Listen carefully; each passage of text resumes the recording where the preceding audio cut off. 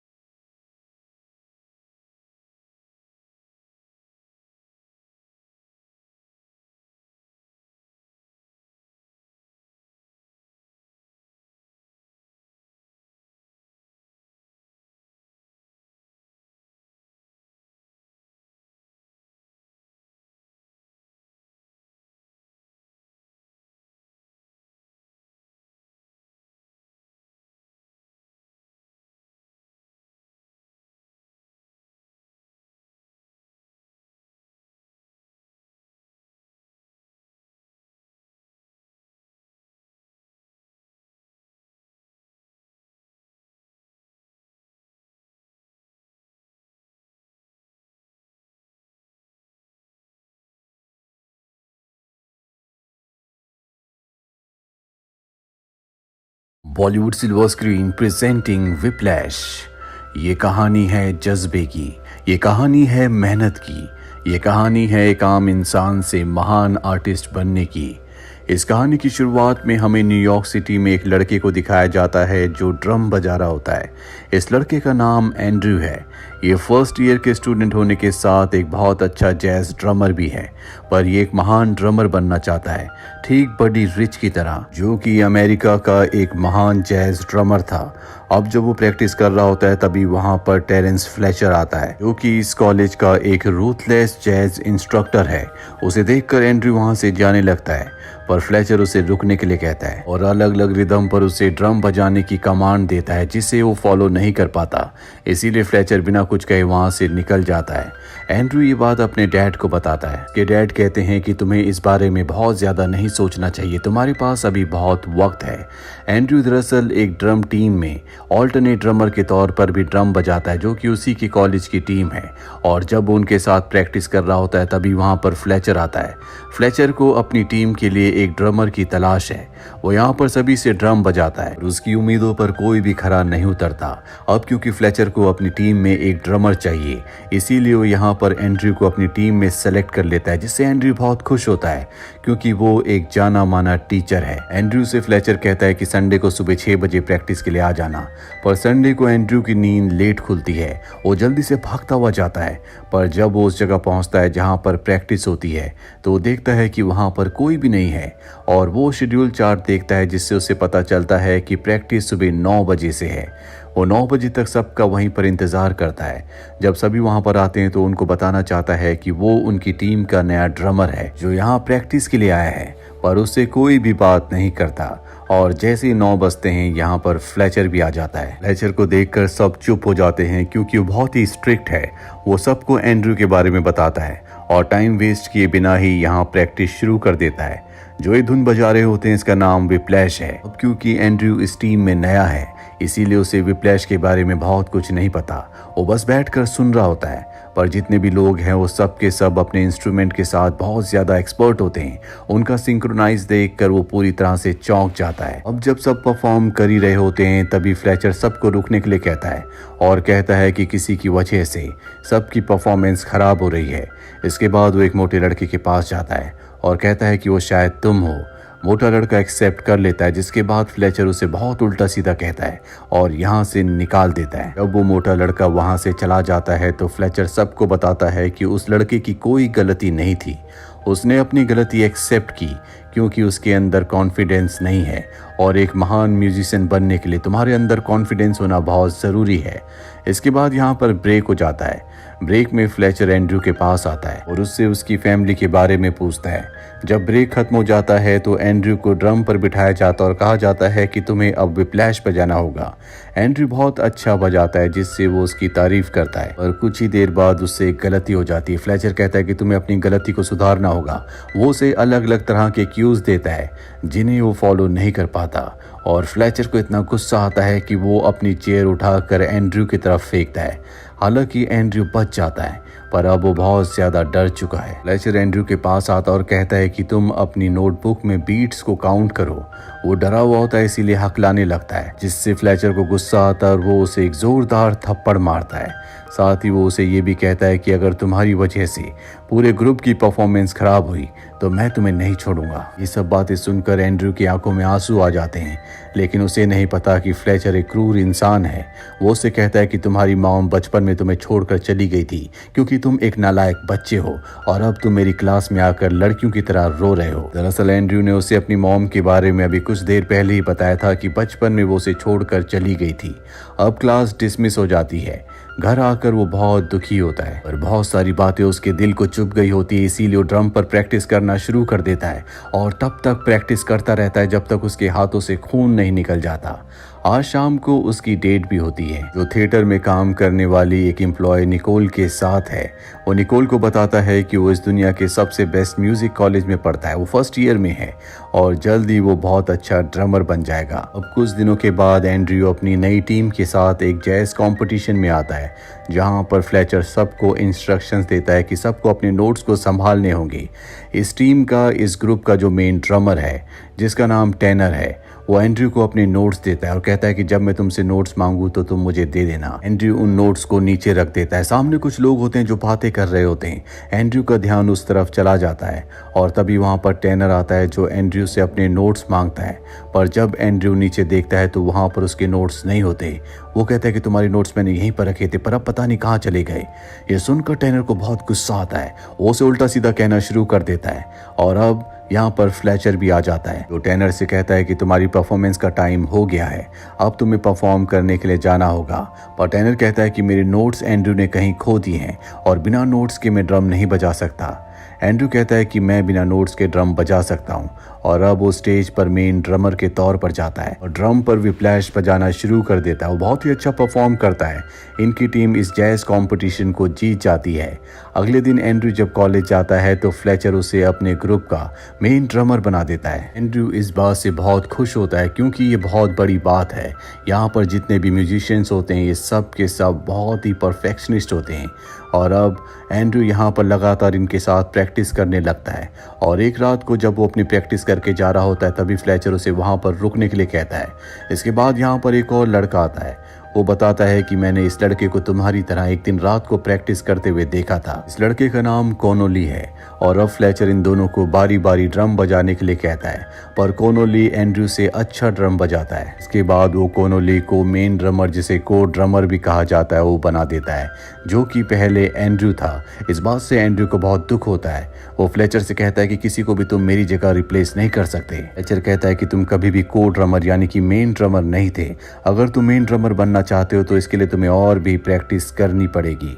इसके बाद एंड्रयू यहाँ से चला जाता है। आज उसकी अपनी गर्लफ्रेंड के साथ डेट भी होती है जिसका नाम निकोल है पर अब वो निकोल से ब्रेकअप कर लेता है क्योंकि वो उसकी ड्रम प्रैक्टिस में आ रही होती है और वो किसी भी कीमत पर एक महान ड्रमर बनना चाहता है। वो घर आकर एक बार फिर से प्रैक्टिस करना शुरू करता है। प्रैक्टिस करते करते उसके हाथों से खून आ जाता है लेकिन फिर भी वो नहीं रुकता और तब तक प्रैक्टिस करता रहता है जब तक उसका ड्रम टूट नहीं जाता। दरअसल वो इस बात से बहुत ज्यादा हर्ट हो गया है। उसकी जगह कोनोली को मेन ड्रमर बना दिया गया है। अगले दिन हम प्रैक्टिस में देखते हैं कि कोनोली मेन ड्रमर के तौर पर ड्रम बजा रहा होता है और उसकी साइड में पुराना मेन ड्रमर जिसका नाम टैनर है वो बैठा होता है और दूसरी साइड में एंड्रयू। यहाँ प्रैक्टिस के थोड़ी देर बाद ही वो कोनोली को और भी तेज ड्रम बजाने के लिए कहता है लेकिन कोनोली उसकी कमांड को फॉलो नहीं कर पाता। वो स्पीड नहीं बढ़ा पाता जिसके बाद वो एंड्रयू से ड्रम बजवाता है पर एंड्रयू भी उतनी स्पीड से ड्रम नहीं बजा पाता जितनी स्पीड से फ्लेचर चाहता है। इस पर फ्लेचर उसे एक बार फिर से ताना मारता है और कहता है कि अगर ये तुम्हारी बेस्ट स्पीड है तो इस बात से मुझे कोई हैरानी नहीं होती कि बचपन में ही तुम्हारी मॉम तुम्हें छोड़कर चली गई थी। तुम एक नालायक बच्ची हो। इसके बाद वो टैनर से भी ड्रम बजवाता है। टैनर भी उस स्पीड को नहीं पकड़ पाता। अब वो बारी बारी एक एक करके सबसे ड्रम बजवाना शुरू कर देता है। बाकी जितने भी म्यूजिशियंस होते हैं वो सबको बाहर भेज देता है। उसकी स्पीड के मुताबिक कोई ड्रम नहीं बजा पा रहा होता। इससे फ्लेचर गुस्सा होकर आसपास की चीजों को फेंकना शुरू कर देता है और अब एंड्रयू की बारी एक बार फिर से आती है और वो एक पल को उसकी स्पीड से ड्रम बजाना शुरू कर देता है। फ्लेचर उसके कान में आकर चीख चीख कर कहता है कि तुम्हें और भी तेज बजाना होगा और एंड्रयू और तेज बजाना शुरू कर देता है जिससे उसके हाथों से खून आ जाता है। 5 घंटों तक इसी तरह से सिलसिला चलता रहता है। 2 बजे इनकी क्लास खत्म हो जाती है। एंड्रयू का खून ड्रम पर लगा हुआ है जो वो कोनोली और टैनर को साफ करने के लिए कहता है। साथ ही अगले दिन वो इन तीनों को एक दूसरी जगह बुलाता है जहां पर एंड्रयू को मेन ड्रमर के तौर पर परफॉर्म करना होगा। और अगले दिन जब वो कंपटीशन के लिए जा रहा होता है तभी बस पंचर हो जाती है जिसके बाद वो कार रेंट पर लेने के लिए जाता है। गलती से वो अपनी स्टिक वहीं पर भूल जाता है और अब वो उस जगह पहुंच चुका है जहां पर कंपटीशन होना है। हालांकि कंपटीशन अभी शुरू नहीं हुआ पर एंड्रयू थोड़ा सा लेट हो गया होता है इसीलिए फ्लेचर ने उसकी जगह कोनोली को मेन ड्रमर के तौर पर बिठा दिया होता है। एंड्रयू को बहुत गुस्सा आता है और फ्लेचर के पास जाता और कहता है कि तुम्हें कोई हक नहीं है कि तुम मेरी जगह किसी और को दो। मैं भी इस जगह को डिजर्व करता हूँ। फ्लेचर कहता है कि तुम्हारी ड्रम स्टिक्स कहाँ पर है और अब एंड्रयू को याद आता है कि जहाँ से उसने कार रेंट पर ली थी वो अपनी स्टिक वहीं पर भूल चुका है। इसीलिए फ्लेचर से रिक्वेस्ट करता है कि वो उसके लिए वेट करे। फ्लेचर कहता है कि मैं बहुत देर तक वेट नहीं करूंगा और अब यहाँ से एंड्रयू किसी की कार लेकर सीधा उस जगह पहुंचता है जहां पर उसकी ड्रम स्टिक छूट गई थी। पर जब वो वापस आ रहा होता है तभी उसकी गाड़ी का एक्सीडेंट हो जाता है। किसी तरह से लोग उसे गाड़ी से बाहर निकालते हैं पर फिर भी वहां पर एंड्रयू नहीं रुकता क्योंकि जल्द से जल्द वो कंपटीशन वाली जगह पर पहुंचना चाहता है। हालांकि उसकी बॉडी के कई हिस्सों से ब्लीडिंग हो रही होती है फिर भी फाइनली एंड्रयू वहां पर पहुंच जाता है और मेन ड्रमर के तौर पर बैठ जाता है, पर उसकी उंगलियां जख्मी है, इसीलिए उसे ड्रम बजाने में तकलीफ हो रही होती है। उसके हाथ से स्टिक भी छूट जाती है, जिसके बाद फ्लेचर परफॉर्मेंस को रोककर जजेस से माफी मांगता है। साथ ही वो एंड्रयू को डिसमिस कर देता है, जिससे एंड्रयू को गुस्सा आता है। वो उस पर हमला कर देता है क्योंकि वो उसके अत्याचारों से परेशान हो गया होता है। हालांकि 2 लोग उसे वहां से छुड़ा कर ले जाते हैं, पर एंड्रयू उसे लगातार गालियां दे रहा होता है। अगले दिन दिखाया जाता है कि एंड्रयू के पास एक लॉयर आती है और वो एंड्रयू को बताती है कि 6 साल पहले तुम्हारी तरह फ्लेचर का एक स्टूडेंट था, पर अब उसकी मौत हो चुकी है और उसकी मौत का कारण कहीं ना कहीं फ्लेचर है। मैं चाहती हूँ कि तुम फ्लेचर के खिलाफ गवाही दो कि उसे कॉलेज से निकाल दिया जाए और वो कभी किसी स्टूडेंट को टॉर्चर ना कर पाए। तुम्हारी गवाही पूरी तरह से गुप्त रखी जाएगी। एंड्रयू उसकी बात मान जाता है। वो फ्लेचर के खिलाफ गवाही दे देता है। साथ ही एंड्रयू को अब कॉलेज से निकाल दिया गया है क्योंकि उसने अपने टीचर फ्लेचर के ऊपर हाथ उठाया था। इसके बाद वो अपने ड्रम्स को पैक करके रख देता है। ड्रमर बनने का जो उसका सपना था टूट चुका है। 6 महीने बीत जाते हैं और अब दिखाया जाता है कि एंड्रयू एक रेस्टोरेंट में काम करता है। ड्रम बजाना उसने पूरी तरह से छोड़ दिया है और एक दिन जब वो काम से वापस जा रहा होता है तो वो देखता है कि एक रेस्टोरेंट के अंदर फ्लेचर का पियानो पर परफॉर्मेंस है। जब वो अंदर जाता है तो फ्लेचर पियानो बजा रहा होता है। फ्लेचर उसे देख लेता है। हालांकि एंड्रयू से बात नहीं करना चाहता, पर फ्लेचर उसे रोक कर उसके साथ एक ड्रिंक पीने के लिए कहता है। एंड्रयू उसकी बात मान जाता है और जब ये ड्रिंक पी रहे होते हैं तो फ्लेचर बताता है कि मुझे कॉलेज से निकाल दिया गया है क्योंकि शायद मेरे किसी स्टूडेंट ने मेरे खिलाफ गवाही दी है। मैं जानता हूँ कि मेरे सिखाने का तरीका बहुत गलत था, मैं बहुत ज़्यादा एग्रेसिव था, पर मैं किसी भी स्टूडेंट को ड्रम बजाना है, कोई इंस्ट्रूमेंट बजाना नहीं सिखाता, बल्कि उनके अंदर का जो आर्टिस्ट है, जो परफॉर्मर है, उसे बाहर निकालता हूँ। इसके लिए अगर मुझे क्रूर बनना पड़ता है तो मैं बनूंगा।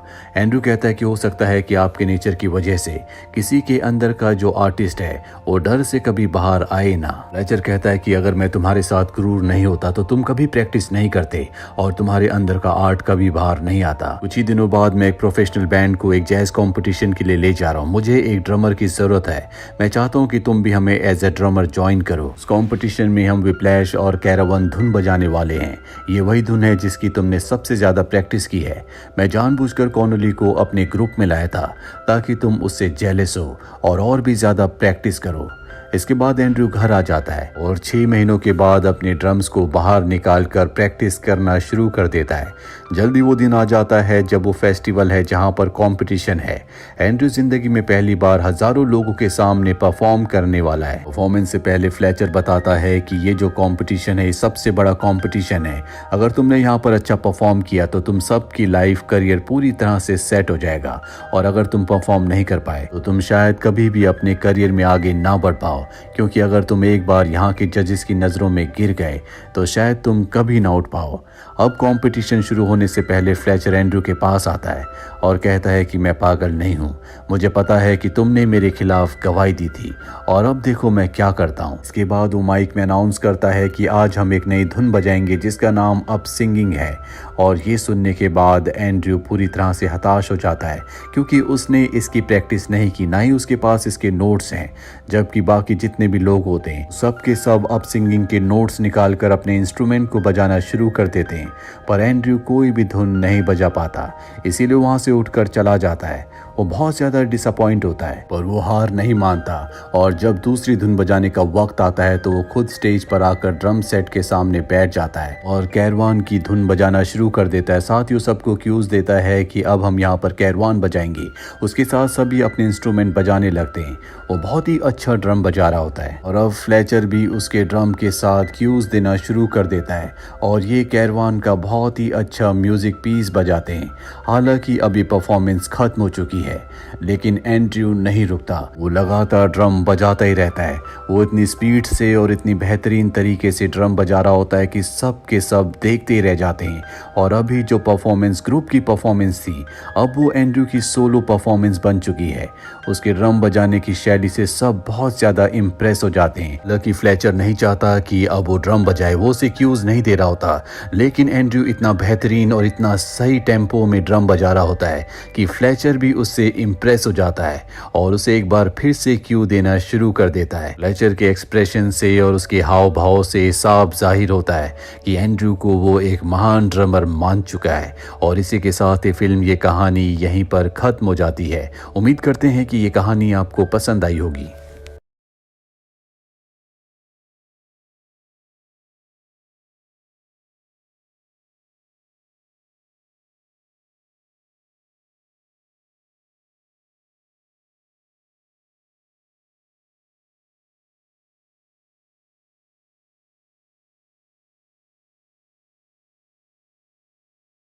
मूवी स्टार्ट होती है और हमें एक एलियट नाम के आदमी को दिखाया जाता है जो कि मरे हुए लोगों का फ्यूनरल तैयार करने का काम किया करता था ताकि वो लोग अपने फ्यूनरल पर अच्छे से दिख सके और वो जिंदा लगे। उसके बाद एलियट एक बॉडी का फोटो लेता है और ये सीन यहीं पर खत्म हो जाता है। अब अगले सीन में हमें पॉल और एना नाम के एक कपल को दिखाया जाता है जो कि अपने बेड पर एंजॉय कर रहे होते हैं। अब पॉल तो इसमें एंजॉय कर रहा था लेकिन एना इसमें बिल्कुल भी एंजॉय नहीं कर रही थी। पॉल एना से कहता है कि तुम्हारी परेशानी क्या है, लेकिन एना उसे कुछ भी नहीं बताती। अब क्योंकि एना एक प्राइमरी स्कूल में टीचर होती है और यहाँ पर जैक नाम के एक बच्चे से इसकी काफी अच्छी दोस्ती होती है, लेकिन जैक का बिहेवियर काफी ज्यादा अजीब होता है। अब हमें दिखाया जाता है कि एना अपने स्कूल में काफी ज्यादा अजीब चीजों को एक्सपीरियंस करती है। अब स्कूल खत्म होने के बाद में एना को अपने एक पियानो टीचर के फ्यूनरल पर जाना था और तभी यहाँ वो जैक को बाहर देखती है। वो उससे कहती है कि क्या मैं तुम्हें घर छोड़ दूं, लेकिन जैक उससे कहता है कि नहीं, मेरी माँ मुझे लेने आ रही है। अब इसके बाद एना मेडिकल में पहुंचकर कुछ दवाइयाँ लेती है और साथ ही वो एक पार्लर में जाकर अपने बालों को रेड कराती है और इसके बाद अपने पियानो टीचर के फ्यूनरल पर पहुंचती है। और एना को यहाँ पर भी काफी अजीब फील हो रहा था, जैसे कि उसका पियानो टीचर सांस ले रहा हो। अब क्योंकि यहाँ पर एलियट भी होता है और वो एना को ऐसी अजीब हरकतें करते हुए देख लेता है। अब शाम को एना का बॉयफ्रेंड पॉल उसे डिनर पर इनवाइट करता है और आज वो यहाँ पर एक रिंग लेके आया होता है क्योंकि वो एना को प्रपोज करने वाला था। वो यहाँ एना से कहता है कि मैं जल्द ही शिकागो जाने वाला हूँ। अब यहाँ आपस में बात करते ही इन दोनों की लड़ाई हो जाती है और एना पॉल के बिना बात सुने ही यहाँ से चली जाती है। अब बाहर का मौसम काफी ज्यादा खराब होता है और एना अपनी चलती गाड़ी पर अपना फोन निकालकर एक नंबर डायल करती है और तभी यहाँ पर सब ब्लैकआउट हो जाता है, यानी कि एना का एक्सीडेंट हो चुका है। अब इसके बाद हमें अगले सीन में एलियट को दिखाया जाता है जिसके पास एक नई बॉडी आई होती है और ये बॉडी किसी और की नहीं बल्कि खुद एना की ही होती है। अब यहाँ पर एलियट एना के कपड़े कैंची से काटता है जिसके अंदर एना ने एक बहुत ही खूबसूरत रेड ड्रेस पहनी रखी थी। एना के सर पर एक गहरा घाव बना होता है और तभी यहाँ पर एना की आंखें खुल जाती है। वो यहाँ एलियट से पूछती है कि आखिर मैं कहाँ पर हूँ, जिस पर एलियट उसे बताता है कि 8 घंटे पहले तुम्हारा एक्सीडेंट हुआ था और तुम्हारी जान जा चुकी है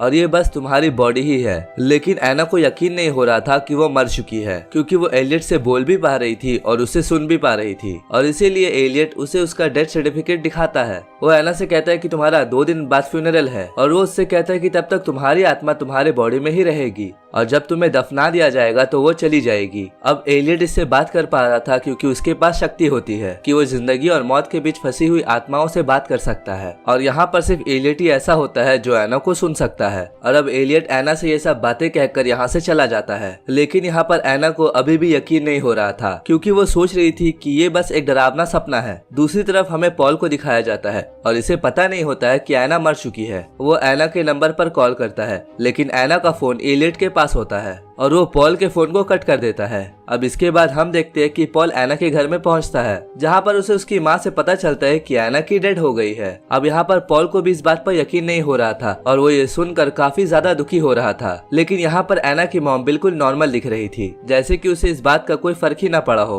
दूसरी तरफ हमें एलियट को दिखाया जाता है जो एना की बॉडी को फ्यूनरल के लिए तैयार कर रहा था और वो यहाँ एना के घाव को टाके लगा रहा होता है, लेकिन यहाँ पर एना को इसका बिल्कुल भी दर्द महसूस नहीं हो रहा था। और इसके बाद एलियट एक इंजेक्शन एना के गले पर लगाता है ताकि उसके बॉडी के मसल्स एकदम रिलैक्स रहे। अब इसके बाद एना की मॉम आती है उसे देखने के लिए। वो यहाँ आकर कहती है कि जाने वाला तो चला जाता है, लेकिन उसके जाने से जो दुख उसकी फैमिली को होता है वो खुद भी नहीं समझ सकता। और साथ ही वो यहाँ से जाते हुए ये भी कहकर जाती है कि एना के बाल फिर से ब्लैक कर दिए जाए क्योंकि एना इन लाल बालों में बहुत ही ज्यादा खराब लग रही है। अब इसके बाद हमें पॉल को दिखाया जाता है जो एलियट के पास पहुँचता है ताकि वो एना की बॉडी को देख सके, लेकिन यहाँ पर एलियट उसे से उससे नहीं मिलने देता, क्योंकि सिर्फ फैमिली मेंबर्स ही बॉडी से मिल सकते थे। और अभी पॉल की एंगेजमेंट भी एना के साथ नहीं हुई थी। अब पॉल की आवाज सुनकर एना अपनी जगह से उठ जाती है और वो उसे आवाज लगाने लगती है, लेकिन उसकी आवाज पॉल तक नहीं पहुंचती। अब इसके बाद जब पॉल चला जाता है तब एना एलियट से पूछती है कि तुमने मुझे पॉल से क्यों नहीं मिलने दिया। वो यहाँ एना से कहता है कि तुम्हारी आत्मा जल्दी तुम्हारा शरीर छोड़ देगी, लेकिन अगर तुम अपने चाहने वालों से अटैच रहोगी तो तुम्हारी आत्मा यहीं पर फंस कर रह जाएगी। एना को यहाँ पर लगता है कि एलियट बकवास कर रहा है और मैं अभी भी जिंदा हूँ, शायद उसने मुझे कोई ड्रग दिया है जिससे वो कुछ भी महसूस नहीं कर पा रही है। दूसरी तरफ पॉल अपने फ्रेंड से मिलने के लिए पुलिस स्टेशन जाता है और उसका फ्रेंड एक पुलिस ऑफिसर होता है और वो यहाँ पर उससे एना से मिलने की परमिशन मांगता है, लेकिन उसे एना से मिलने की परमिशन नहीं दी जाती। दूसरी तरफ फ्यूनरल फॉर्म में एना अकेली होती है और वो यहाँ पर एक कैंची उठाती है और आगे बढ़ती है। तभी वो यहाँ पर एक दूसरी लाश को देखती है और काफी ज्यादा घबरा जाती है। अब वो यहाँ पर एलियट के आने का वेट करती है ताकि वो उस पर अटैक करके यहाँ से भाग जाए, लेकिन वो यहाँ पर एना के हमले से बच जाता है और वो उसे फिर से बताने की कोशिश करता है कि वो मर चुकी है। लेकिन एना ये बात मानने को तैयार ही नहीं होती है, क्योंकि उसकी अभी भी सांसें चल रही होती है। अब यहाँ पर रात में एना एक सपना देखती है जिसमें वह उसी डेड बॉडी को देख पा रही थी जो कि उसके बराबर में थी, लेकिन अब क्योंकि एना तो मर चुकी है वो सपना कैसे देख सकती है। और इसके बाद वो उठती है और सभी सामानों को इधर उधर फेंकने लगती है। अब इसके बाद ये सीन यहीं पर खत्म हो जाता है और हमें पॉल को दिखाया जाता है जिसे काफी अजीब सपना आता है जिसमें एना अपनी बॉडी से अपना दिल निकाले हुई थी और ये देखकर पॉल काफी ज्यादा डर जाता है। अब दूसरी तरफ हमें एलियट को दिखाया जाता है जो एना के पास होता है और वो अपने कार में फ्यूल डलवाने जाने वाला था, लेकिन एना चुपके से उसके जेब से फ्यूनरल होम की एक चाबी निकाल लेती है और इसके बाद वो सीधा एलियट के ऑफिस में पहुंचती है और वो यहाँ पर आकर पॉल को कॉल करती है और उसे बताती है कि मैं अभी तक जिंदा हूँ। लेकिन अब यहाँ पर पॉल को लग रहा था कि कोई एना बनकर उसके साथ मजाक कर रहा है और इसीलिए वो फोन को कट कर देता है। अब इस चीज से एना काफी ज्यादा नाराज होती है और तभी यहाँ पर एलियट भी पहुंच जाता है। एलियट एना को आईना में दिखाता है और कहता है कि देखो तुम मर चुकी हो और तुम्हारे लिए यही अच्छा होगा कि तुम सब कुछ भूल कर अपनी मौत को एक्सेप्ट करो। लेकिन यहाँ एना नोटिस करती है कि उसकी सांसों से आईने पर भाप जम चुकी है जिसे कि एलियट चुपके से साफ कर देता है। अब यहाँ पर नीचे एना का वही फेवरेट स्टूडेंट जैक खड़ा होता है और वो यहाँ से एना को देख लेता है। अब यहाँ पर एना ये बात मान लेती है कि वो मर चुकी है और अब वो एलियट का साथ दे रही थी। अब यहाँ पर एलियट एना के लाल बालों को ब्लैक डाई से डाई कर देता है। अब इसके बाद एना सपने में पॉल को देखती है, लेकिन वहाँ पर एलियट होता है जो कि एक पुलिस ऑफिसर के भाई की बॉडी को तैयार कर रहा था उसके फ्यूनरल के लिए। अब इसके बाद एना एलियट से पूछती है कि क्या मेरी मॉम मेरे डेड पर रोई थी, लेकिन यहाँ पर एलियट एना को बताता है कि तुम्हारी मॉम तुम्हारे डेड पर बिल्कुल भी नहीं रोई। इसके बाद एना एलियट से पूछती है कि क्या पॉल मेरे डेड पर रोया था, लेकिन यहाँ पर एलियट उससे झूठ कह देता है कि वो भी नहीं रोया था। अब ये बात सुनने के बाद एना बहुत ज्यादा दुखी होती है और इसके बाद एलियट उसमें एक ड्रग इंजेक्ट करता है। दूसरी तरफ पॉल एना के स्कूल में पहुंचता है जहाँ पर वो उसकी चीजें लेने गया था और अब यहाँ पर उसे जैक मिलता है और अब यहाँ पर वो पॉल को बता देता है कि उसने एना को फ्यूनरल होम में रेड ड्रेस पहने खड़ा देखा था, लेकिन पॉल को ये सारी बातें फिजूल लगती है और वो उल्टा जैक को ही एक थप्पड़ मार देता है जिसका उसे बाद में काफी ज्यादा अफसोस भी होता है। दूसरी तरफ हमें फ्यूनरल रूम में एलियट को दिखाया जाता है जो कि सब डेड बॉडीज की फोटो कलेक्ट करके रखता है और तभी दूसरी बॉडी का भाई भी वहाँ पर पहुँच जाता है जो कि एक पुलिस ऑफिसर था और तभी वहाँ एना की बॉडी में कुछ हलचल होती है और यहाँ पर ये पुलिस वाला ये बात नोटिस ही नहीं कर पाता। दूसरी तरफ जैक को दिखाया जाता है जो बार बार फ्यूनरल में जाता है क्योंकि वो भी मरे हुए लोगों से बातें कर सकता था और ये बात एलियट को भी पता लग गई थी और एलियट उसे कहता है कि मैं तुम्हें सब कुछ सिखाऊंगा जो कुछ मैंने सीखा है। दूसरी तरफ पॉल को उस बच्चे जैक की बात याद आती है कि जिस दिन पॉल उससे प्रपोज करने वाला था उस दिन एना ने अपने ड्रेस के नीचे रेड ड्रेस पहनी रखी थी और उसने उसे रेड ड्रेस में देखा था, तो हो सकता है कि जैक शायद सही कह रहा हो।